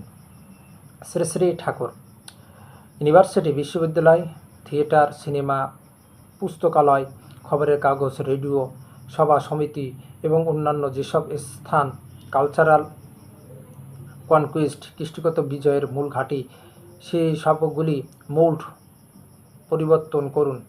খুব করে যাজন চালান, বেতাল কথা শুনলেই লাঙ্গস মারুন, আর তা যেন হৃদ্য হয়। রত্নেশ্বর দাস শর্মা, মানুষের সঙ্গে ব্যবহারের আদর্শ কী? চেষ্টা কর, ব্যবহার হবে ইনচেটিং, মনোমুগ্ধকর, ইনভিগোরেটিং, উদ্দীপনী। লক্ষ্য রাখতে হবে, যেমনটি আমি অন্যের কাছ থেকে চাই তেমনটি অন্যের প্রতি করছি কিনা। এরপর সঙ্গতি সম্বন্ধে কথা উঠল। শেষে ঠাকুর বললেন, এক আদর্শে অনুরতি সম্পন্ন হলে তারা সঙ্গত না হয়ে পারে না। প্রত্যেককে মানিয়ে নিয়ে চলে। সতীনের যদি কোনো দোষ ত্রুটি ও থাকে, কিন্তু স্বামীর প্রতি যদি সে সেবামুখর ও টানসম্পন্ন হয়, তবে সতী স্ত্রী স্বামীর স্বার্থের দিকে চেয়ে তার সব দোষ সহ্য করে। আবার সতী যে তার সব কাজকর্ম, এমনকি ঝগড়াঝাটি, মুখ ব্যাকা করা পর্যন্ত তার স্বামীরই জন্য, আর স্বামীর সবখানির প্রতি কিন্তু তার সমান নজর, চার চোখ দৃষ্টি, একটা দিক দেখছে অন্য সব দিক দেখছে না বা সেদিকে খেয়াল নেই, এমন হয় না। স্বামীর সব কিছুতেই ব্যাপ্ত ও ব্যাপিত করে তোলে সে নিজেকে, এই হলো টানের লক্ষণ। এখানে যারা তপোবনের কাজ করছে তারা যদি মনে করে অন্য ডিপার্টমেন্ট বিভাগের সম্বন্ধে তাদের কোনো দায়িত্ব বা কর্তব্য নেই, তবে বুঝতে হবে ঠাকুর তাদের ইন্টারেস্ট স্বার্থ হয়ে ওঠেনি। ঠাকুর ইন্টারেস্ট স্বার্থ হলে ঠাকুরের দুনিয়ার যা কিছু সব মমত্বদীপ্ত, দায়িত্বপূর্ণ, ছেন্ন দৃষ্টি থাকবে এবং তারা পরস্পরের ফুলফিলিং পরিপূর্ণ হবে। প্রত্যেকে তার নিজস্ব কর্তব্য ও দায়িত্ব তো সুষ্ঠুভাবে উদযাপন করবেই, সঙ্গে সঙ্গে তার জ্ঞান, বুদ্ধি ও সামর্থ্য মতন অপরকে সাহায্য করতে চেষ্টা করবে, অনধিকার চর্চা না করে। এমনতর চৌকস দৃষ্টি যদি থাকে তবে প্রত্যেকে ব্যক্তিগতভাবেও বেড়ে উঠবে ঢের। তবে অনেকের ব্যক্তিগতভাবে তারিফ পাওয়ার বুদ্ধি প্রবল থাকে। তার ধরুন নিজে এফিসিয়েন্ট, দক্ষ হলেও অন্যকে এফিসিয়েন্ট, দক্ষ করে তোলার চেষ্টা থাকে না, সে কিন্তু ভালো নয়। কেউ ইষ্টস্বার্থ প্রতিষ্ঠায় সত্ত্বান্বিত হলে সহকর্মীদের এফিসিয়েন্ট, দক্ষ করে তোলবার ধান্দা তার থাকবে, কারণ সে জানে যে একক তার পক্ষে ইষ্টের বিরাট বহুমুখী ইচ্ছা পূরণ করা সম্ভব নয়। তাই সকলকেই সে তাজা করে তুলতে চায়, বাহবার কাঙ্গাল হয় না। সে পরে নিজে কিন্তু বাহবা দেয় অন্যকে, নিজস্ব নাম, কাম বা স্বার্থের ধার ধারে না। সে কেবলই ভাবে বাঞ্ছিতের ইচ্ছা পূরণ হবে কেমন করে, আর তেমনি করে নিজেকে অ্যাডজাস্ট নিয়ন্ত্রণ করে। তার আর অপরের কোনো প্রবৃত্তি তখন তার কাজের পথে বিশেষ একটা বাধা সৃষ্টি করতে পারে না। কোথাও এড়িয়ে, কোথাও ডুব মেরে, কোথাও ডিঙিয়ে, কোথাও মিষ্টি করে ডাঙ্গোস মেরে অন্তরায়গুলিকে সুকৌশলে অতিক্রম করে চলে সে। তার সান্নিধ্যে কতজন আবার এমনতর নিয়ন্ত্রণ কৌশল অভ্যস্ত হয়ে ওঠে, এরা অমোঘভাবে নিজেরা করে, অন্যকেও দিয়ে করায়। যার যেমন যোগ্যতা তাকে দিয়ে তেমনতর। একেই বলে অর্গানাইজিং স্কিল, সংগঠনের কৌশল। এমনতর চরিত্রসম্পন্ন লোক যতই বেড়ে যাবে, সংগঠন ও সংহতি ততই দানা বেঁধে উঠবে। পাতলা ধরনের অনেক মানুষ থাকে, তারা অনেক সময় বিশেষ কোনো উদ্দেশ্য প্রণোদিত না হয়েও এমনভাবে চলে যে চলনা সংগঠন ও সংগতির পক্ষে ক্ষতিকর হয়ে দাঁড়ায়। এগুলি সবসময় রিপেয়ার, জোড়া লাগানো, অ্যাডজাস্ট, নিয়ন্ত্রণ ও রেসিস্ট, নিরোধ করার তালে থাকতে হয়। তাই কতকগুলি খাঁটি লোকের রীতিমতো খাটুনি চাই। এর পজিটিভ পুশ বাস্তব উচ্চেতনে প্রেরণা দেবে, আবার সংহতি বিরোধী যা কিছু ঘটে সেগুলি কাউন্টারঅ্যাক্ট, প্রতিকার করবে। এরা যদি ফ্যানাটিক, গোড়া, সিম্প্যাথিক, সহানুভূতিপূর্ণ ও ইম্পারশিয়াল, পক্ষপাতশূন্য না হয়, কান কথায় যদি রঙ্গিল হয়ে ওঠে, মোকাবেলায় মিলিয়ে নেবার অভ্যাস যদি এদের না থাকে, তাহলে কিন্তু হবে না। শ্রী ঠাকুর কথা বন্ধ করে তাকিয়ায় ঠেস দিয়ে পা দুটো টানটান করে ছড়িয়ে দিয়েছেন। পায়ের উপর কাঁথা দেওয়া পা দুটো ঈষৎ নাড়াচ্ছেন, তাই দেখে তরুমা পা ঘষে দিচ্ছেন যাতে পায়ে বেশি শীত না লাগে।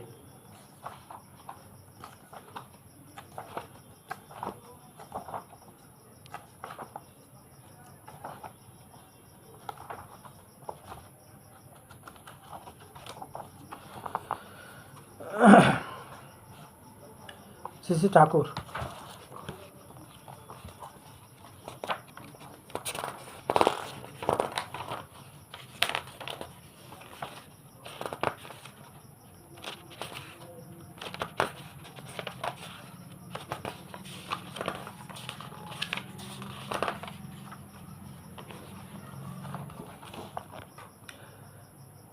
শ্রী ঠাকুর স্মিত মুখে বললেন, তরু, কাফাই বড় সুন্দর, যেন তবলা বাজিয়ে যায়। বিমলদা মুখোপাধ্যায়, কেউ যদি বলেন ঠাকুর এই বলেছেন, আপনি যদি তা না মানেন তবে গুরুদহিত হবে, কিন্তু আমি যদি বুঝি যে তা আপনার ইন্টারেস্টে স্বার্থের বিরুদ্ধে যাবে, সেখানে আমার করণীয় কি? শ্রী ঠাকুর চৌকিতে সোজা হয়ে উঠে বসে আবেগ ভরে বলতে লাগলেন, আগে ঠাকুর, তারপর তার কথা। যেমন শোনা যায়, রেসিস্ট টু ইভিল, অন্যায়ের প্রতিরোধ করো না, এ কথার দোহাই দিয়ে এ কথা মান্য করার ভান দেখিয়ে যীশুখ্রিস্টের শিষ্যবর্গ নীরবে তাকে ক্রুশবিদ্ধ হতে দিল। একটা আঙ্গুলও নাড়ালো না, পরম ঔদার্য নির্বিকার চিত্তে তাকে মৃত্যুর মুখে ঠেলে দিল। কিন্তু মেরি ম্যাগডালিনি রুখে দাঁড়ালো যীশুখ্রিস্টকে বাঁচাবার জন্য। তার কাছে যীশুখ্রিস্টই বড়। তার কথা মেনে পুণ্য সঞ্চয় করবার লোভে তাকে বিসর্জন দিতে প্রস্তুত নয় সে। তাকে বাঁচাতে গিয়ে লাখ নরকেও যদি যেতে হয় তাও সে রাজি। এই হলো ভালোবাসার নিশানা। প্রেষ্ঠ যেখানে মুখ্য, তাকে বাদ দিয়ে ভালো মন্দ পাপ পুণ্যের কোনো চিন্তাকেই সে আমল দেয় না। ইষ্ট বিপন্ন যেখানে, সেখানে ওই সব নীতিবাদিতার দোহাই দিয়ে চুপ করে থাকা মানেই স্বার্থপরতা ও ভীরুতা। প্রেম যেখানে, সেখানে পরাক্রম ও প্রিয়ার্থ তৎপরতা মুখর হয়ে উঠবেই কি উঠবে। শুনেছি শ্রীকৃষ্ণ একবার মূর্ছিত হয়ে পড়েছিলেন। গোপীরা খবর পেলেন যে ভক্তের পদধূলি তার মাথায় দিলে তিনি সেরে উঠবেন। যেই শোনা সেই কাজ। পাপ পুণ্যের কোনো চিন্তাই কিন্তু তাদের মাথায় ঠাঁই পেল না। মুনি ঋষি সাধকেরা কিন্তু সে সাহস পেল না। অপরাধের ভয়ে সংকুচিত হয়ে পড়লেন। তাই রক্ত মাংস সংকলিষ্ট যার কাছে মুখ্য ও কেবল হয়ে ওঠেনি, সে কিন্তু ইষ্টপ্রেম তথা ধর্মের দেউড়ি থেকে অনেক দূর। এই বলে শ্রী ঠাকুর ভাব মুগ্ধ অন্তরে ললিত ভঙ্গিমায় মাথা দোলাতে দোলাতে আবৃত সুরে টেনে টেনে বললেন, মরম না জানে ধরম বা খানে, এমন আশয়ে যারা কাজ নাই সখী, তাদের লইয়া বাহিরে থাকুক তারা।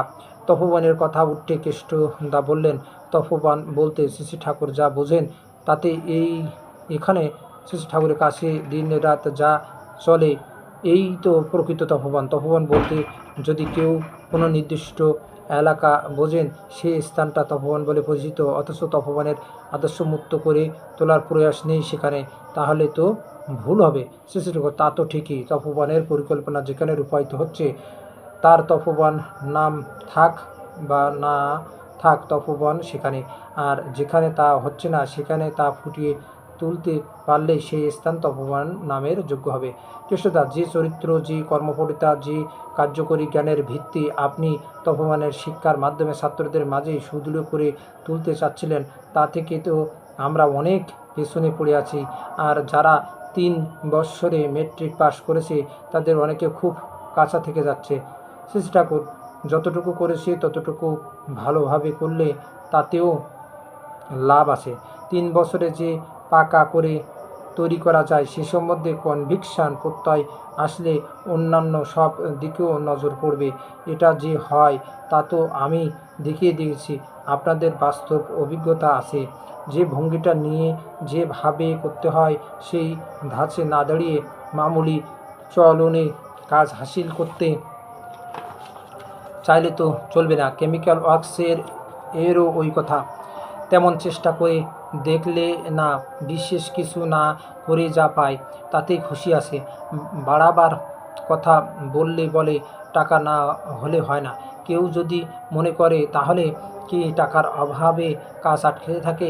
এখন তো আপনাদের সুযোগ আগের থেকেই কত বেড়ে গেছে। আপনাদের মানুষ বাড়ছে ক্রমাগত, টাকার অভাব হবার তো কথা নয়। এতখানি যে আজ হয়েছে টাকার জোরে তো কিছু হয়নি, হয়েছে প্রয়োজনের তাগিদে, আগ্রহের আবেগে। প্রত্যেকটি বিভাগের কর্মীদের, বিশেষত পরিচালকদের যদি আগ্রহ থাকে, কেমন করে তারা আরও অগণিত লোকের অন্নসংস্থান ব্যবস্থা করবে, তাদের কাজের ভিতর দিয়ে সারা দেশকে সেবায় সমৃদ্ধ করে তুলবে কীভাবে, সর্বোপরি নিজেদের ভিতরের দুনিয়া ও বাইরের দুনিয়ার সর্বত্র ইষ্ট প্রতিষ্ঠা করবে কেমন করে, তবে তাদের সেই আগ্রহ সম্বেগী সাফল্যকে সহজ করে তুলবে। এই প্রয়োজন বোধ যদি না থাকে, এই নেশা যদি না থাকে, নিজেদের প্রয়োজন মিটলেই যদি সব আবেগ ঠান্ডা মেরে যায়, তাহলে যেমন চলছে তেমনই চলবে। অবশ্য একটা বিভাগের কাজও যদি ঠিকমতো চলে তা অন্যান্য বিভাগের কাজকেও এগিয়ে দেবে। একের সাফল্যের দৃষ্টান্ত অন্যকে প্রবুদ্ধ করবে। আপনার ঋত্বিক আন্দোলন অর্থাৎ লোক সংগ্রহ ও লোক সংগঠনের কাজ যদি ঠিকভাবে আশানুরূপ এগিয়ে চলে, আরও ভালো লোক যদি পান, তবে দেখবেন এর ভিতর দিয়েই সব আবার গজিয়ে উঠবে। এখন এন্তার লাগান যাজন দুয়ারে দীক্ষা দিয়ে যান, আর আড়ে হাতে লেগে প্রত্যেককে বাড়তির পথে ঠেলে দেন। বলতে বলতে শ্রী শ্রী ঠাকুরের বদন মণ্ডল দীপ্ত বিভামণ্ডিত হয়ে উঠল। তার ডাগর চোখ দুটি তীব্র আবেগে জ্বলতে লাগলো। মানদামা প্রফুল্লের মা আসছিলেন শ্রী শ্রী ঠাকুরকে প্রণাম করতে। অমন খুঁটিয়ে হাঁটছিস কেন? দূর থেকে জিজ্ঞাসা করলেন শ্রী শ্রী ঠাকুর। পায়ে একটা কাটা ফুটেছিল, এই বলে এসে প্রণাম করলেন ভূমিষ্ঠ হয়ে। প্রণাম করে উঠে এক দৃষ্টি চেয়ে রইলেন শ্রী শ্রী ঠাকুরের দিকে।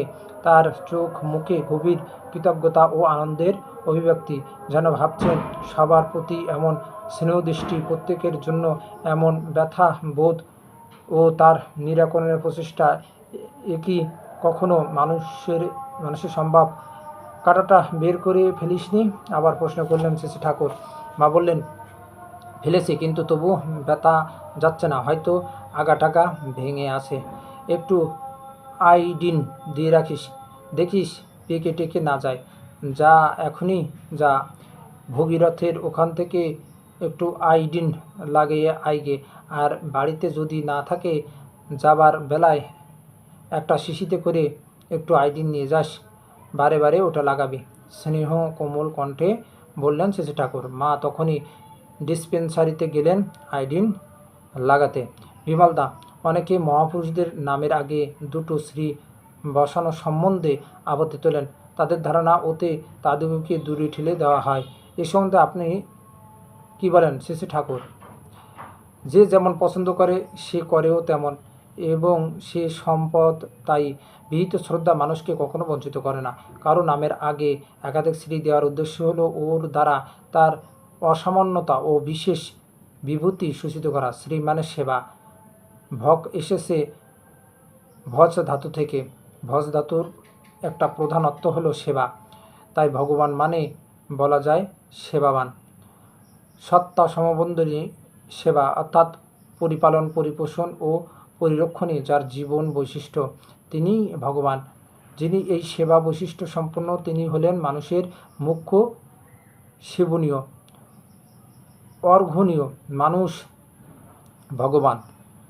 তার নামের গোড়ায় একাধিক শ্রী যোগ করে জানিয়ে দেওয়া হয় যে তিনি আমাদের সেব্য পুরুষ। কেশদা, গীতায় আছে ন মাং দুষ্কৃতি নো মূঢ়া প্রপদন্তে নরাধম। এই নরাধম কারা? শ্রী শ্রী ঠাকুর। নরাধম তারাই যাদের উইল টু বিকামিং, বিবৃদ্ধির ইচ্ছে শর্টেন্ড খাটো হয়ে গেছে। বৃত্তি বেহুশ হয়ে যারা সংকোচ ও মরণাভিসারে এগিয়ে চলেছে। প্রতিলোম সঞ্জাত জাতক যারা, তারা কিন্তু স্বভাবতই শ্রদ্ধাহারা, আদর্শ বিমুখ ও প্রবৃত্তি অভিভূত হয়ে ওই দিকে ঢলে পড়ে। বিমলদা, উইল টু লাইফ, বাঁচাবো ইচ্ছা তো সবার মধ্যে আছে। চেষ্টা করো। উইল টু বিকামিং, বিবৃদ্ধির ইচ্ছা যাদের কম, উইল টু লাইফ ও বাঁচার ইচ্ছাও তাদের কম। বিকামিং এর বিবৃদ্ধির আর্টস আকুতি না থাকলে বিং সত্তাই দুর্বল হয়ে পড়ে। বিমলদা, টাকার লোভে যদি কেউ আপনার ভক্ত সাজে? কেশররা কথাটা কেন বললেন, গোড়ায় সেই ভাব নিয়ে আসলেও পরে ঠাকুরের ইন্টারেস্টে সত্যান্বিত হয়ে ওঠে। শ্রী শ্রী ঠাকুর। পরিবর্তন হবার নয় এমন লোকও আছে। আলোর কাছে কতকগুলি পোকা আসে আলোর জন্য, আলোতে আত্মহত্যা দিয়েই তারা সুখী। আবার ব্যাং, টিকটিকি ইত্যাদি আসে সেই পোকা খেতে। আলোয় কোনো লোভ নেই তাদের, তারা আসে আহারের লোভে। ভক্ত সেজে তেমন লোকও আসে যাদের একমাত্র উদ্দেশ্য হলো অন্যান্য ভক্তদের ও গুরু গডনেসের সদাশয় তার অ্যাডভান্সের সুযোগ নেওয়া। অন্য লোভে গুরুতে অনুরক্ত হতে পারে না যারা দুষ্কৃতি সম্পন্ন লোক, যাদের ভিতরে মাল আছে তারা বিশেষ কোনো বাসনা কামনা নিয়ে গুরু সান্নিধ্যে আসলেও পরে গুরুতে আসক্ত হয়ে ওঠে, যেমন হয়েছিলেন হনুমান। হনুমানের মনে কত স্বাদ লুকিয়েছিল, আর তারই পূরণের আশায় ধরেছিল রামচন্দ্রকে। কিন্তু রামচন্দ্রকে তার এতই ভালো লেগে গেল, তাকে খুশি ও সুখী করার স্বাদ তার এতই প্রবল হয়ে উঠল যে ব্যক্তিগত সুখ সুবিধা ও উন্নতির আকাঙ্ক্ষা তার তলিয়ে গেল। রামচন্দ্রকে নিয়ে মাতাল হয়ে তাকে নিয়েই কাটিয়ে দিল সারাটা জীবন। আর সে শুধু ভাবের ঘরে নয়, প্রচণ্ড কর্মোৎসবের মধ্য দিয়ে হনুমানের কথা ভাবলেও বুকখানা বড় হয়ে ওঠে।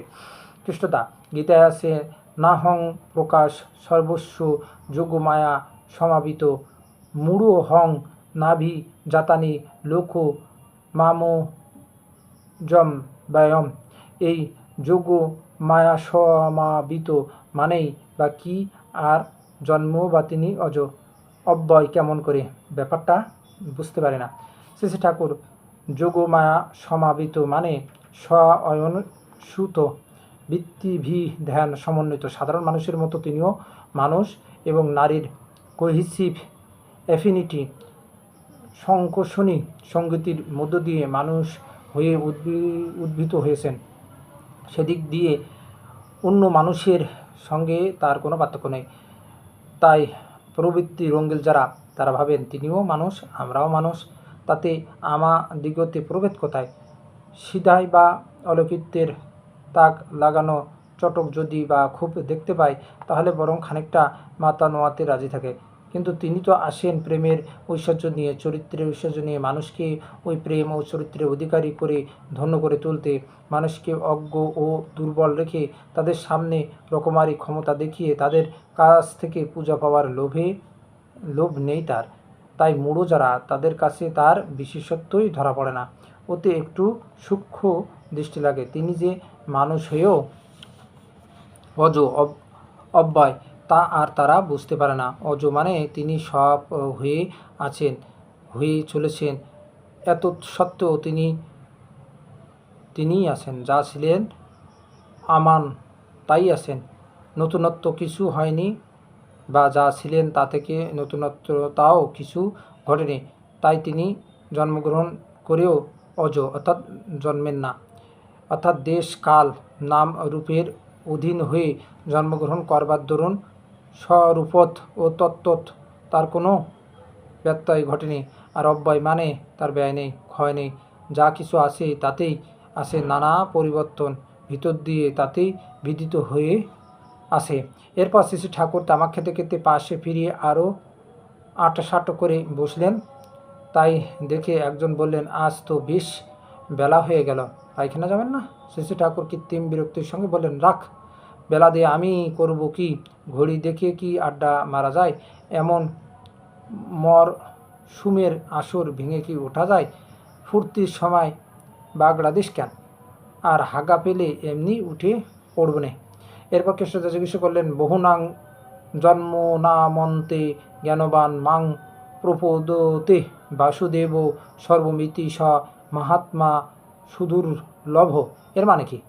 শ্রী ঠাকুর, বসুদেবের ছেলে শ্রীকৃষ্ণ রক্ত মাংস সংকুল, এই প্রতীকী যা কিছু সব, এই বোধই চরমবোধ, তার ভিতরেই সব রিভিল্ড প্রকাশিত হয়, অ্যানালাইটিক্যালি অ্যান্ড সিনথেটিক্যালি, সংশ্লেষ বিশ্লেষণ সহ, with all one's emotion, sentiment, activity and rationality, মানুষের সমগ্র আবেগ, ভাবানুকম্পিতা, কর্ম ও যুক্তি নিয়ে, আর তা আবার তাতেই সার্থক হয়ে ওঠে। আমি যদি মাকে তেমন ভালোবাসি, তবে দুনিয়ায় যা কিছু তা দেখেই মনে হতে থাকে মার শরীর যে যে উপাদান দিয়ে গড়া, মার গায়ে যা রক্ত মাংস অস্থি চর্ম, তার ঢালো ঢালো মুখখানি হয়ে বিরাজ করছে, তাই তো এখানে অন্য রূপ নিয়ে দাঁড়িয়ে আছে। একই উপাদান সামগ্রী নানা রূপান্তরের মধ্য দিয়ে কোথায় কীভাবে কোন বৈশিষ্ট্য নিয়ে ফুটে আছে, একই বহুতে পর্যবসিত হয়েছে কি করে, একই বহুতে আছে কোথায় কেমন করে, এই বোধই মানুষের ভিতর গজানা। যদি অমন্তর সত্তাপ্লাবী সর্বগ্রাসী প্রীতি কোনো উপযুক্ত শ্রেয়তে কেন্দ্রায়িত না হয়, মার প্রতি যদি অমন টান হয় তখন সব তাতেই মার স্ফুরণ হতে থাকে। তখন কনভিকশান, প্রত্যয় আসে, রিয়েলাইজেশান, অনুভূতি আসে, মাই ভগবতী। তবে বস্তুগুণ চাই, তাই সৎগুণের প্রয়োজন হয়। তাতে সব কিছু জাগ্রত দীপনা নিয়ে জাগরুক। তাতে তেমন অনুরাগ থাকলে একটা গাছ দেখলেও মনে হয় গাছটাও ঠাকুরের এক মূর্তি। সোনা ধারণা আরোপ করলে কিন্তু হবে না। টানের তোড়ে সহজ বোধ ফুটে ওঠে। বস্তু, তত্ত্ব, ভাব, গুণ, রূপ, স্বাদ, গন্ধ, স্পর্শ সব কিছুর অন্বিত সঙ্গতি নিয়ে যা কিছু দৃশ্য বস্তু তার স্মৃতিরই উদ্রেক করে, তখন সে ওই বোধের দ্বারাই বস্তু জগৎকেও সত্যি করে দেখতে পারে, জানতে পারে, বুঝতে পারে। প্রতিটি যা কিছুর বৈশিষ্ট্যসহ তার আগে কিছুই জানা হয় না সামগ্রিক সঙ্গতি নিয়ে। শ্রী ঠাকুরকে আবার তামাক দেওয়া হলো। তামাক খাচ্ছেন এমন সময় পেরিদা জিজ্ঞাসা করলেন, আপনার পেট কেমন? শ্রী ঠাকুর পট করে মুখ হা করে পেরিদাকে বললেন, শক্ত। পেরিদা শুকলেন। শ্রী ঠাকুর, গন্ধ আছে নাকি? পেরিদা, না। শ্রী ঠাকুর, তাহলে পেটে ভালো আছে, হজম ঠিকই হচ্ছে। কথা আজ আর ফুরোচ্ছে না। রোদ উঠে গেছে, আশ্রম প্রাঙ্গণের লোকজনের আনাগোনা শুরু হয়েছে, তবু কথা চলছে। ভক্তবৃন্দ প্রীতমকে কেন্দ্র করে মধু মহোৎসবে মেতে উঠেছেন। এই উপভোগের আসরে, আনন্দের আসরে সবাই তন্ময়। চারিদিকে কোথায় কী ঘটছে কোনো দিকে খেয়াল নেই কারো। এই পড়লো ধর ধর বলে হঠাৎ বেকুল কণ্ঠে চিৎকার করে উঠলেন শ্রী ঠাকুর। তখন থতমত খেয়ে কয়েকজন তাড়াতাড়ি উঠে এদিক ওদিক চাইতেই দেখতে পেলেন একটি ছোট ছেলে বাঁধের শেষ সীমানায় গিয়ে দাঁড়িয়েছে। পড়ে যায় আর কি। তাড়াতাড়ি গিয়ে তাকে ধরে আনা হলো। ছেলেটির মা তখন এগিয়ে এসে তাকে কোলে তুলে নিলেন। শ্রী ঠাকুর স্নেহ কোমল ভর্ৎসনার সুরে বললেন, সাওয়াল ফাওয়ালের উপর যে নজর রাখিস না, এটা ভালো নয়। কোন সময় কোন বিপদ ঘটে তার কি ঠিক আছে? তাই সবসময় সাবধানে থাকা লাগে। সব দিকে নজর যদি না থাকে তাহলে ভালো মানুষ, ভালো মাও হওয়া যায় না, ভালো গিন্নিও হওয়া যায় না। সংসারটা তোদের হাতের উপর। স্বামী পুত্রের জীবনের মালিক তোরা, তাই প্রতি পদক্ষেপে তোদের হুঁশিয়ার হয়ে চলা লাগে।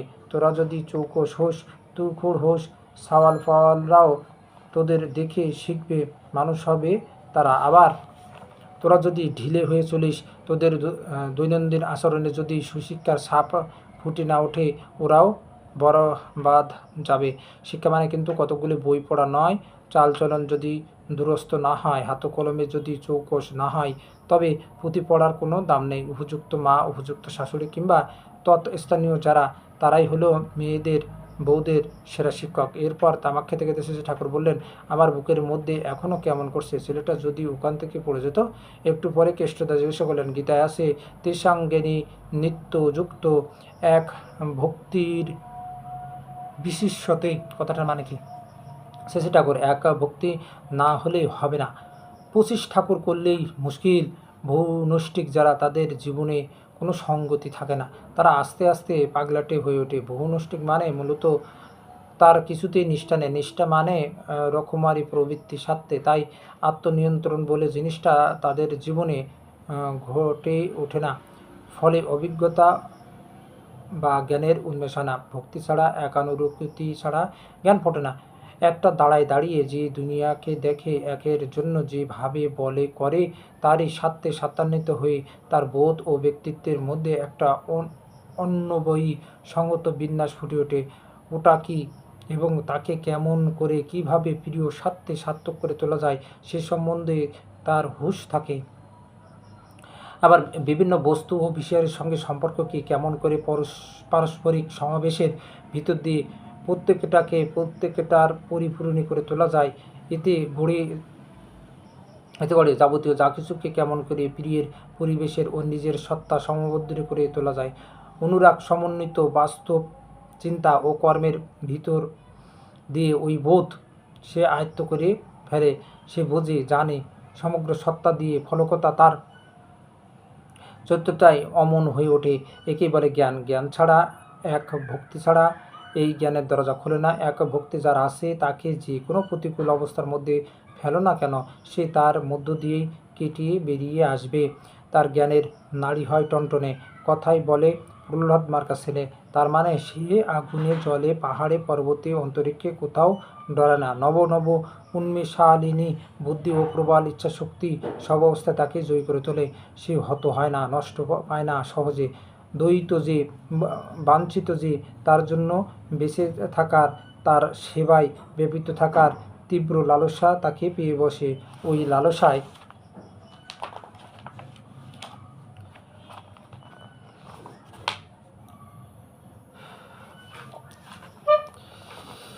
অমৃত লালসা, অমৃতকে উপভোগ করে সে দুনিয়াদারের সব আবিল্যের মধ্যে থেকেও তাই ভক্তির চাইতে বড় কামনার বস্তু আর নেই।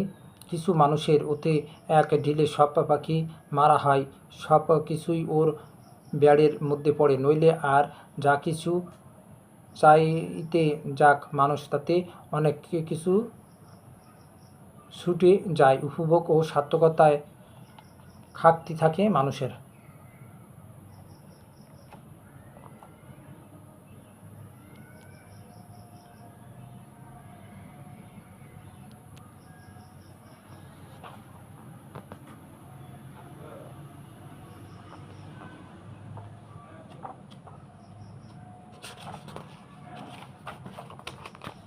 বন্দে পুরুষোত্তম।